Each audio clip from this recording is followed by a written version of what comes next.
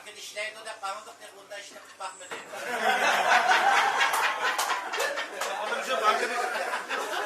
Bolamuşu bankın işini gelmediler kalkma bulur karaydı. Ya kapek mangal bulu dizi bir şey çeçilur. Ağam kızım deyken kıldı mıdır? Neden mi aldım sen kırdın?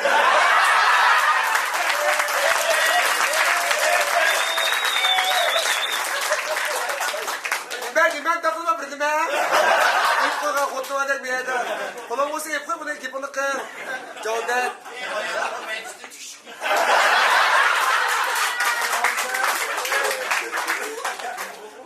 Açık var çıkaz gitti tepam sende. Baldıram seni neydi be? Bağımsız. Yok hep o güzel bulbulda. Ben hoca kıldım.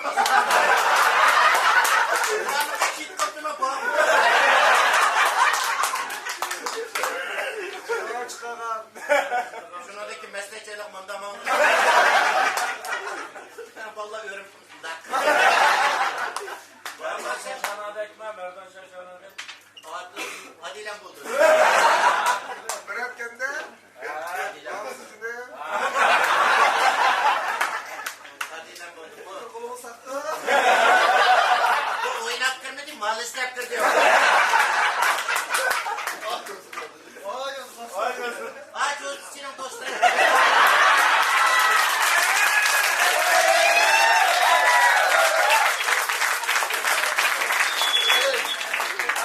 Takileri mi bıraktılar?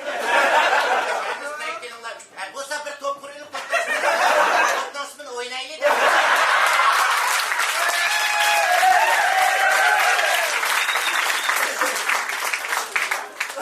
Arkadaşlar burada kaderlik. Bu ne kadarlık?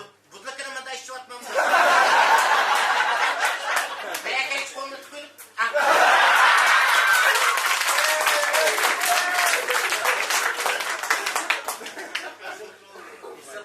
Ay ben çıkıp girelim. Sırayla kaysan bir ismeden cuma Buraya ana. Pek bırak etme makinenin çumarla bak.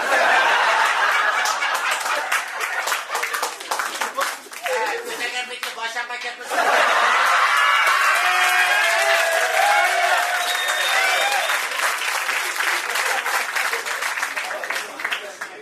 Biraz ekte. Tekeseden ben diyelim iş çıkılıcım. Sayılan şunda yaş korupsuz ede. Ama da iş kıpkalım mat toku olan yama yoğan paçılan bu sıkıntını bağlap da yapıyor. Hep yanına soğumenime kengen çıksalı çıkıp oturdum da. Bunu özgüreyde kaldım. Zaten kalkıyan giygen dikeni çatlar. Ama mayık yemez bandik mi arada? Ama sorun da ensirep köksünü kendi pepir diyor.